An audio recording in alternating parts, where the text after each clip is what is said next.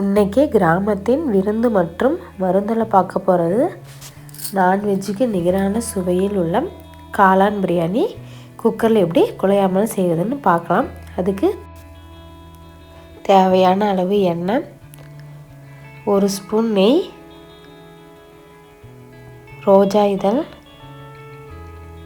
சோம்பு, பட்டை, ஏலக்காய் 3, சீரகம் சிறிதளவு, இதெல்லாம் போட்டு நல்லா வதக்கிக்கலாம்.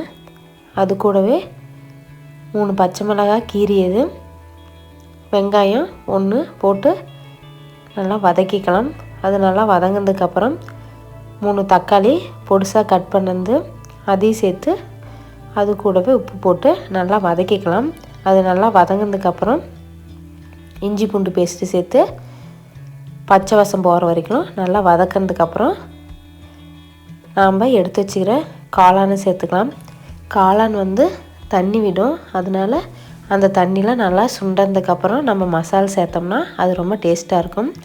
தேவையான அளவு மஞ்சத்தூள், 2 ஸ்பூன் கரம் மசாலா, 2 ஸ்பூன் மிளகாய்த்தூள், 2 ஸ்பூன் கொத்தமல்லி தூள், இதெல்லாம் போட்டு நல்லா கிளறி விட்டுக்கலாம்.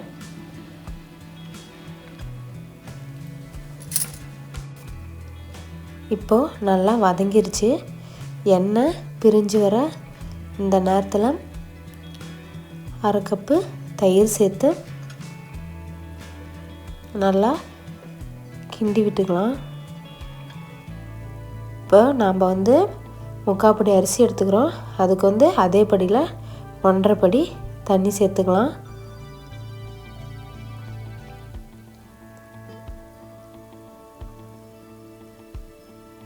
இப்போது நாம் எடுத்து வச்சுக்கிற அரிசியை போட்டுட்டு குக்கரை மூடி வச்சோம்னா ஒரு விசில் வந்ததுக்கப்புறம் ஆஃப் பண்ணிடலாம்.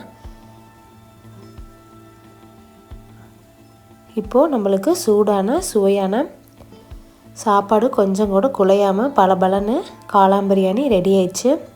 இதுக்கு நீங்கள் சைடிஷ்ஷாக தயிர் பச்சடி இல்லைன்னா உருளைக்கிழங்கு சிப்ஸு இது சேர்த்துக்கலாம். இந்த மாதிரி நீங்களும் செஞ்சு பார்த்துட்டு எப்படி இருக்குன்னு சொல்லிட்டு கமெண்ட்டில் சொல்லுங்கள்.